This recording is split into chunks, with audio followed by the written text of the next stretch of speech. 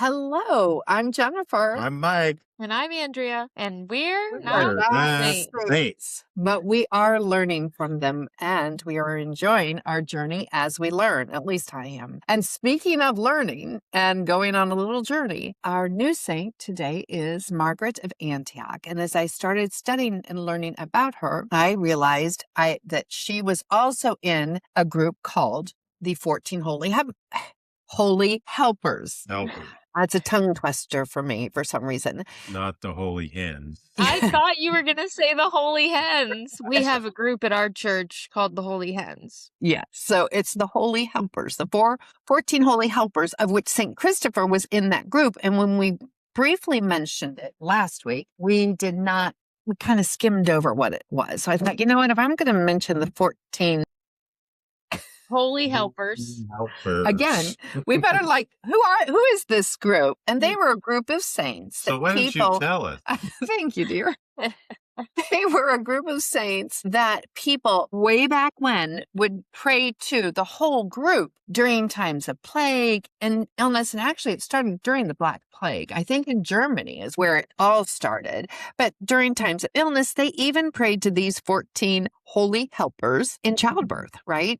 Now, if you guys are watching are not Catholic, I'm just going to explain. You might be going, what is she talking about? So just have to reiterate, Catholics do not worship saints. We don't pray to saints. We ask them to help us out, So let's say you're going through a difficult time and you call your friend and said, you know what? Can you pray for me? That's what we do. We call our saints in heavens and we're like, hey, can you guys pray for me? Can you be our intercessor? So that is, I think, the easiest way for me to explain what it is when we call on our saints, right? So that 14 holy helpers is difficult for me to say. I apologize. Say it 3 times really fast. If they became a source of comfort because people were suffering, especially during the Black Plague. And again, we're still calling on the saints now and doing our novenas and doing our prayers, et cetera, et cetera. So not much has changed. But Margaret of Antioch was part of this group, as was St. Christopher. And they became famous because of a book called The Golden Legend, of which St. Christopher was also in. So you may be wondering, what is the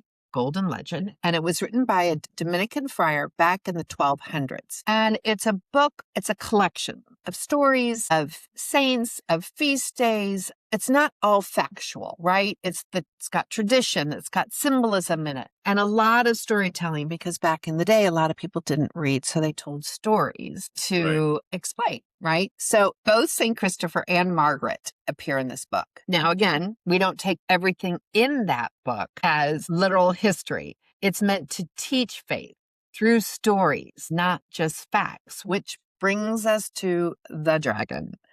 And did Saint Margaret literally pop out of the dragon's belly? Well, that's for us to decide as Mike and/or Andrea share the story of the dragon. Here's what we do know. So I'm Mike and he's Andrea. Most of us will never, ever face a real dragon. However, I know that we face things that feel like dragons: anxiety, fear, a diagnosis we didn't expect, a death we didn't expect, addiction, betrayal, right? So what if that dragon in your life just isn't a dragon at all? What if it's the thing we face every day? So now we're going to meet Saint Margaret of Antioch, who is another saint that I really enjoyed getting to know. But I'm going to turn the mic to you guys. Awesome. Yes. My tongue twisting today. Okay. Margaret was born in 289 to a family that the father was a pagan priest that worshiped idols. And unfortunately, after her birth, her mother died fairly soon after she was born. Yeah. And her father, not being able to care for a small child, took her to a lady that was several miles from their home that happened to be a Christian nurse to raise Margaret, as she did. And she taught Margaret Christianity, which Margaret fell in love with Christianity. She'd never even heard of it. With Jesus. She fell in love with Jesus. Her father would have never taught her that. And after her father found out of this was happening about Christianity, he was furious and like, this can't happen. I mean, you need to renounce Christianity. You need to come home and worship my idol. And that's all there is to it. And she had already decided that that's not what she was going to do. She made up her mind and was very set in her ways that I'm going to be a Christian. I give my whole life to Jesus Christ, and he wasn't going to change her. He locked her in the house. She just was stubborn and said no, and he sent her on her way, said, get out of my house. He didn't even feed her. I mean, he starved her. I mean, Yeah. put her, Get out of my house. So she went back to the nurse that had raised her, and she basically adopted her to live with her and help her on her family farm. They had a sheep herd, and she tended sheep and prayed that's about her whole life. She was very happy with it. And one day there was a Roman, I think he was not an emperor. A prefect.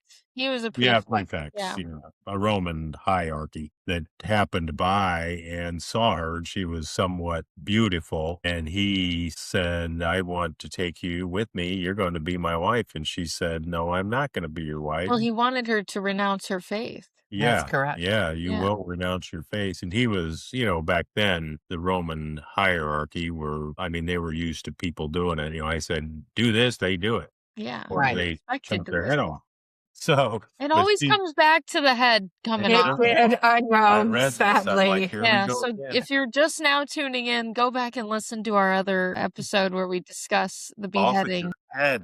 Yeah. So this goes, he's very persistent that you will renounce your faith. You will be my wife. You are doing it. I'm going to send you to my prison. They're going to torture you, which they did. They tortured her. They burned her, which according to accounts, she was burned, but she had no injuries from it. They threw her in boiling water. And then that's next. Yeah. After they burned her, she had no effects from it. There was a lot of the servants of this Roman guy that became Christians are like, oh my gosh, this is the way it is. If she can survive that, and then they put her in a big pot of boiling water, and that had no effect on her either. She just prayed the whole time. Yeah, they beat her, they burned her, boiled her, they did all this stuff. Kind of like St. Agnes or St. Agatha when we did St. Agatha, right? Right. Yeah. And then it ended up, after all this torture and abuse, they ended up chopping her head off.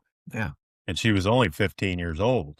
And that was like 304 that she was killed. So she was only 15. That's a very short life. When I was reading this, it reminded me kind of Joan of Arc, the way that she had all this abuse and struggles and tortured, and she survived it all. And well, and speaking of Joan of Arc, there is a connection between the two.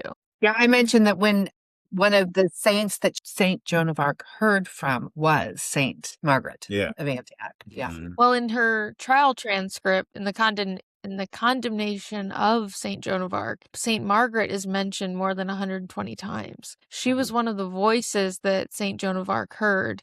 Right. And in addition to being one of the 14 holy helpers and being invoked during the Black Plague, she became a patroness for expectant mothers and those who are facing unjust trials. Yeah. So her appearing for Saint Joan of Arc makes a lot of sense for her history. Exactly. So do you want to tell the story about the dragon? Oh, sure. Let me get to my notes. Unless you do. We can tell it all together. Oh, okay. The dragon, this happened where she was imprisoned for not wanting to marry the Roman guy. She's in this prison and just prays all day long. And there's apparently a dragon in this same prison. In the same cell with her. That comes out. And some of the accounts say the dragon represents the devil. Yeah.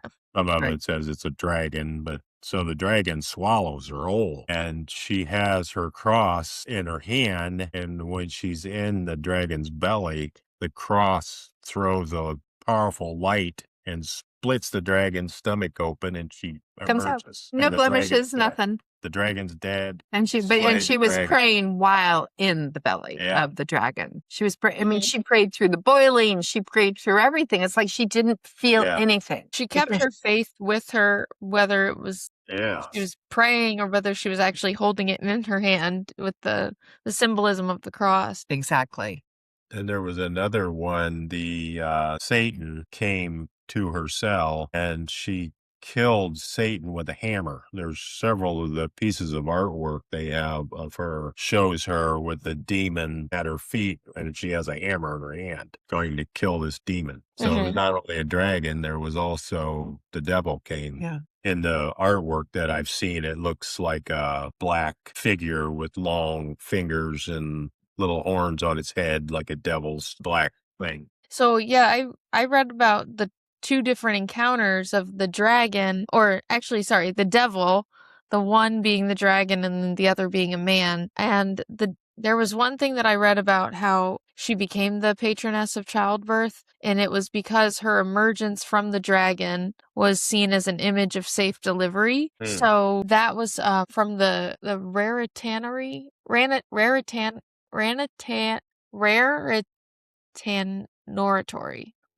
Oratory. Okay. It's a tongue twister kind of day. It is. I don't know what's going on. Yeah, I wanted to provide that source for whoever, might want to look into it further. But around with a lot of detail and names, I just say that Roman guy. But I thought names are hard to pronounce. We encounter the devil in so many different ways in our lives, and whether this part of the story is a little bit hyped up because, it's more like mythology than actual history. The truth of her story, I mean, as I mentioned, she was mentioned 120 times in the Saint Joan of Arc records. So what we know that's certain is that she was a virgin, she was a martyr, she was born to a pagan father, she was raised by a Christian mother figure, despite losing her mother. But then these encounters with the devil, however they're told, the story is told, I think it's important to take away from it. There are moments in our lives when we encounter the devil, whether it's an actual dragon, a fire-breathing dragon, or whether it is somebody trying to persuade you to do something that you shouldn't be doing, just like the serpent in the story of Adam and Eve. It's how we face those demons, how we face those devils that appear in our lives. And because Saint Margaret said no, she kept refusing. Yes, she was martyred, but her soul was saved. And she inspired others with that action. Right. So I also wanted to mention her historical presence was also questioned over time. In 1969, her feast day was formerly July 20th. It was removed from the revised Roman Catholic calendar, and they started doubting whether she existed. But her feast day has still been celebrated in many places. Whether you want to stick to the story of what we know, as I mentioned, the historical part of her life versus the mythological. Am I saying that right? That is correct.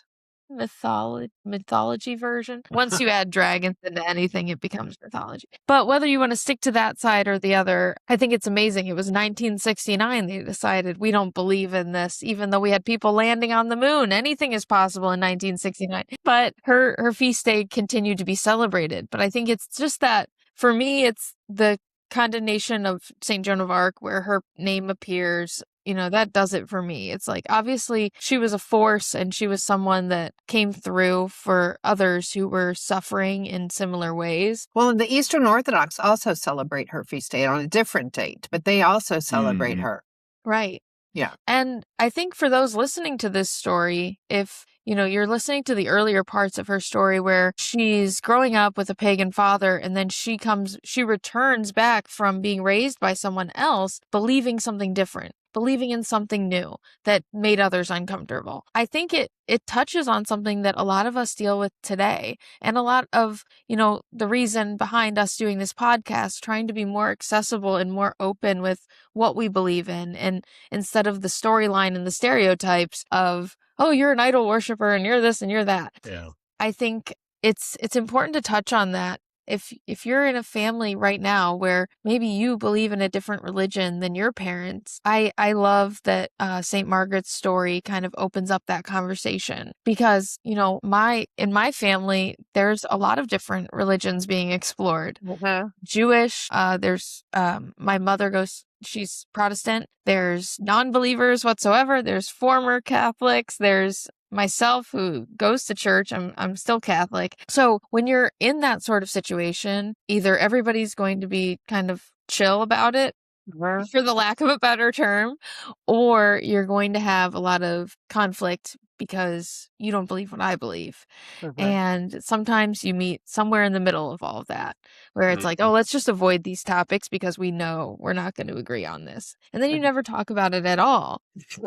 And I just wanted to kind of remind everybody, and while we're on that topic of, if you are feeling pressured by your family to believe in a certain religion, the foundational posture of our religion tells us to love, not to pressure somebody. And not to judge. Right.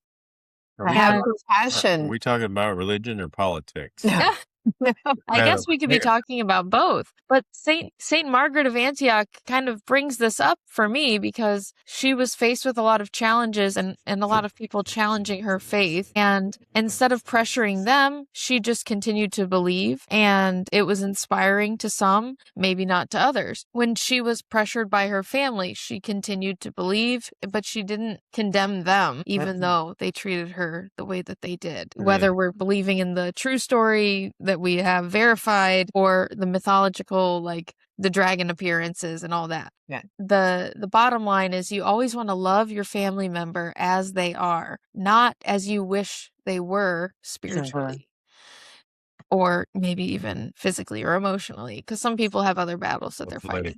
Leading with love, not pressure, I think is definitely a takeaway for her story. Yes. And it's very relevant today when we have so many differences going on, not just religion, but politics too. Yeah, Well, everything. Back to that free will that we have.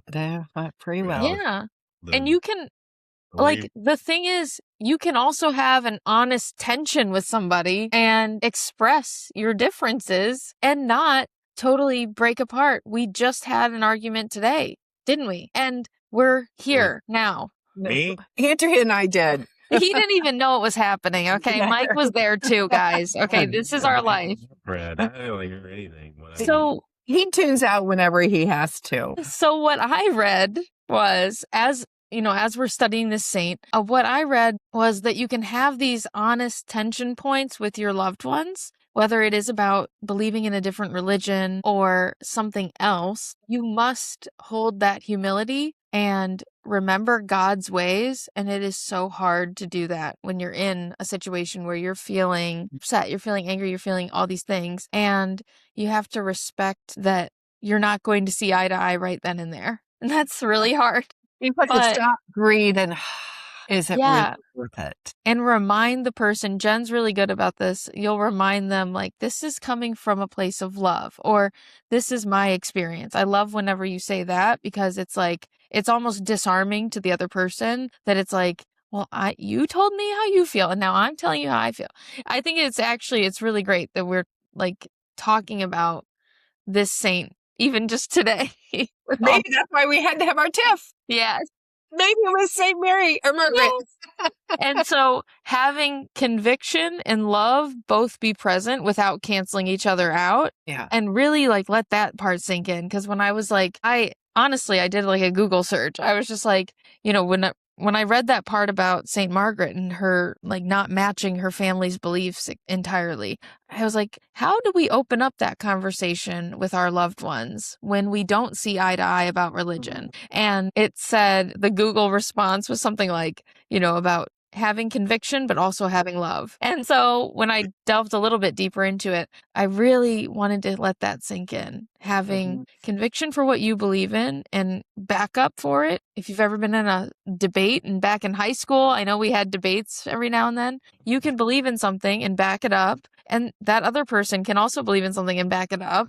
And you might be wrong. But if you also add love into the mix, where will you end up? Unconditional love. Yeah. Yeah. Unconditional. That's right. And compassion. And life's hard, as we always say it every day. Life is difficult, and it's how we just try our best. Day to day, you might get swallowed by a dragon tomorrow. Remember to hang on to your cross. Right. And just realizing, I love when Father Stephen says, oh, that's just the devil. Whenever something's bothering you or whenever something bad happens or prevents you from doing something good, you have to know how to identify when it is the devil speaking to you or swaying you in a certain direction. And also, when you're dealing with those situations that might be more emotional or whatever it is, take a deep breath, take a moment, do whatever you need to do. And it's easier said than done. But nothing, once you do get into that belief and dig into your love of God and your love of your faith, just like Saint Margaret of Antioch, nothing will be able to separate you. That dragon wasn't able to destroy her. The fire,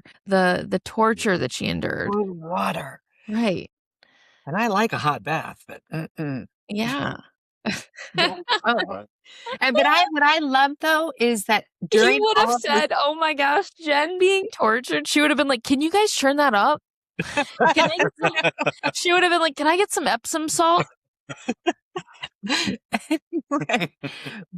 One of the things I thought was so amazing is because of her experiences and her suffering is that people became Christians because of how she handled all of the torture that she went through. And I thought that was so beautiful. And I just feel like she was so entranced in her love for Jesus, and she didn't feel the pain. Right. Yeah. I mean, I don't know that for a fact, but as I was studying her, I thought she didn't feel any of this. Right. It's like taking an epidural when you're having a baby. Having faith when you're getting tortured is just like that. You don't feel it. We're really on one today, I think. I don't know. But But so tell me about your Bible study. What Bible did you pick today? Yes, let's go from the torture and getting through it to the Bible study. So this one I think is very fitting, especially just enduring everything and believing that it will never separate you from God. In Romans 8:38 through 39, it says, "For I am convinced that neither life nor death, neither angels nor demons, neither the present nor the future, nor any powers, neither height nor depth, nor anything else in all creation will be able to separate us from the love of God that is in Christ Jesus our Lord." She faced all of these things, the torture, the imprisonment, terrible death that she probably endured, and none of it was able to separate her from her beliefs and her love of God. So Was able to separate her head from her body, unfortunately. unfortunately. I know. Oh my You gosh. should not laugh at these Only things. bummer at the end. I was like, really? You know, but that verse, would have broke. Oh. Yeah, I thought that too. Wouldn't that be great if it bounced back up? Go on, sorry. that verse also, I mean, we might have a copyright issue here. Ain't no mountain high, ain't no valley low. I don't know if I can sing any more than that without getting in trouble, but I'm pretty sure they were pulling from Romans for that song. I think you're right. Neither height nor depth nor anything else in all creation can keep me away from you, God. Like, okay. Somebody was reading the gospel when they wrote that song.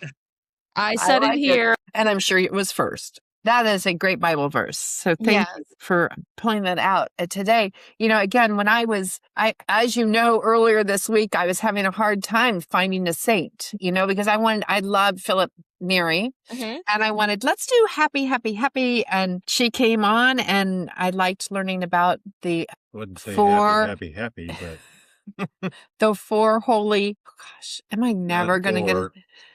The Holy helpers? The 14 holy 14. helpers. Oh my gosh. And then it was just more of a learning. But again, it reminded me a lot of St. Agatha and, you know, what she went through, you know, with her torture and still healing and being, it's just amazing to me. And I think what's always amazing is that the love for Jesus is the strongest thing. And that's what it's supposed to be for all of us. Jesus is supposed to be the number one. And I think the other lessons that we pull from her story about whatever the dragons or the devils or the demons in your life that you're facing, don't let that separate you from God.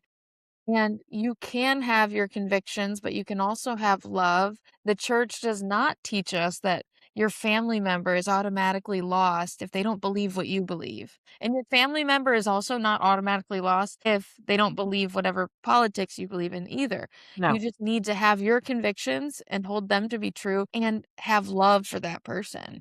exactly. So And if that's you're the not, worst thing is because that's what I always say. If you don't, and again, not perfect here. I mean, none of us are saints, and I am definitely not a saint. I try the best, but it's hard. But like you said, if you can come from your love space, I want everyone to have whatever relationship they can find as long as it brings them joy, And for me, and even one of my stepsons asked me over the weekend, do you think you'd be this close to God if James didn't die? The answer is no. And I said, I tried to turn everything from James's death into a blessing. And my becoming Catholic and growing closer to God and to Jesus was my saving grace. Mother Mary, Jesus, and going to church every day. I mean, that is the real reason. I remember someone saying, why? I said, because I can go to church every day. And again, it's for me. And this is where I get my joy, which is what I needed when I lost my James. and once you make that transition to having faith and believing, it's amazing if you recognize when God is sending certain things your way. I mean, whatever it was that led you there, you got to tell that story so that you might be able to inspire others who are going through the same thing, but they might not be going down the same path. They might have just lost a child and then they're just like shut down completely from the world. They're giving up on everything. They might turn to a different source for recovery. They might turn to a different thing to feel better. And it Right. might not be doing the trick. So when we're always asking, why God, why are you making me suffer? The answer might not be right in your face. But one of the reasons that he did choose for you and your family to be suffering was probably partially to bring you all closer to him. And that's why a lot of us go through those phases of suffering, winning, of losing, and all these things. And noticing the signs when he's sending them is also the hardest part. So praying for discernment in those times is something that I've learned to do a little bit more. Sometimes Yeah. I forget, to be honest. I'm a very emotional being, so I'll be like really, really angry and I just can't see anything. Or I'll be really, really happy and I'm like, you can rob me, it's fine.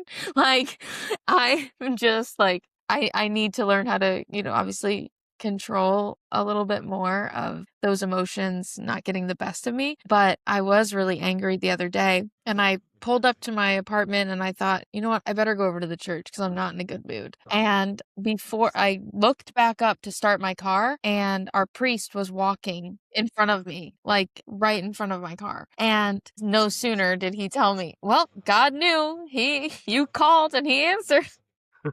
And we walked together, we talked about everything and it was actually really nice. And A then gift and a blessing. yeah. And then the same thing happened a few nights before where I pulled up to the church in a bad mood and I walk in and I totally had forgotten that adoration was going on. And that was obviously praying in church is special, but when it's during adoration and Jesus is right there, it was a little bit more special. So Right. I yeah. love that. Well, thanks for sharing that, Andrea. It's true. As I said, I could go to church. I told Father Stephen, so if I bring a pillow and a blanket and just sleep on the pews, is it okay? Because sometimes I just want to do it. And as you know, Yeah. that's where I do write a lot of my stuff for my book. So again, guys, we have enjoyed sharing Saint Margaret of Antioch with you today. And let's just, we're just ordinary people, honestly, just trying to love God, trust God, and be faithful one day at a time. And I think Saint Margaret is a good example